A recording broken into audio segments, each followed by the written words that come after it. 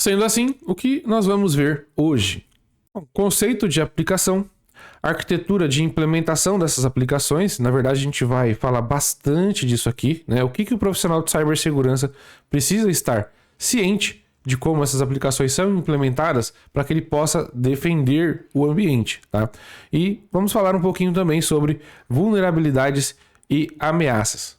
Então a gente começou lá a nossa topologia, né, sem segurança nenhuma, né? Basicamente essa topologia aqui, ela funciona, né, mas não quer dizer que exista segurança aqui.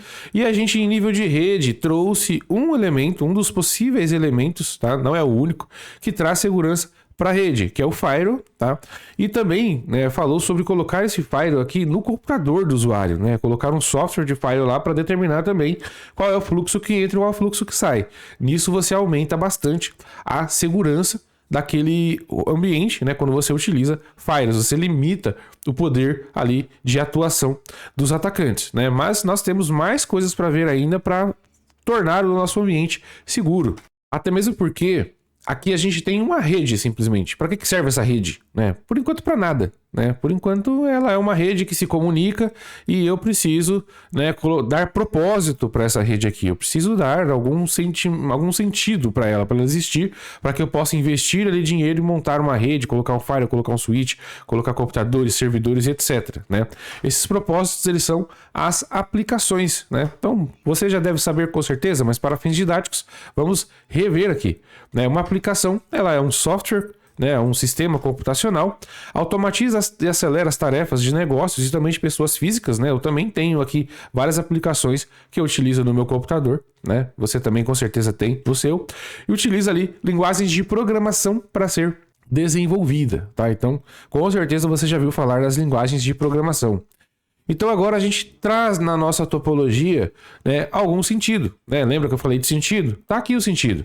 Por que eu tenho toda essa comunicação, todos esses elementos aqui? Porque eu preciso utilizar aqui servidores que vão servir os meus usuários com as aplicações. Por exemplo, aqui de administração, de recursos humanos, de produção. Tá? Pode estar ali numa mesma rede, ó, tá conectado aqui no mesmo switch, ou ela pode estar numa rede remota, tá? Ou que seja uma nova rede no mesmo local, mas que esteja numa rede diferente, tá? Então, claro que a configuração do firewall seria um pouco diferente aqui, né? Na nossa topologia a gente está falando de uma rede remota, mas poderia estar em várias redes no mesmo local ali. Então agora a gente tem o sentido que a gente fala, né? E aí a gente eu vou trazer aqui para você um exemplo, né? Eu já dei em outros vídeos este exemplo aqui, né? De um programa rodando. Aqui é um programa que faz o armazenamento de nomes de canais do YouTube e os donos, né? Então aqui eu vou ter o nome do canal, o nome do dono do canal, na verdade.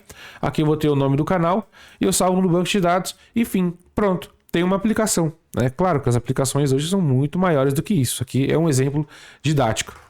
E se você viu o meu vídeo sobre arquitetura computacional, com certeza você vai relembrar, você vai saber que a camada de usuário, né, quando a gente fala de sistema operacional e hardware, né, a camada de usuário ela não se comunica diretamente com o hardware, né, ela se comunica com o sistema operacional aqui, com o Windows, com um Linux, com o Mac, né? Então você tem essa camada de usuário conversando com a camada de sistema operacional, que por sua vez conversa com a camada de hardware, né?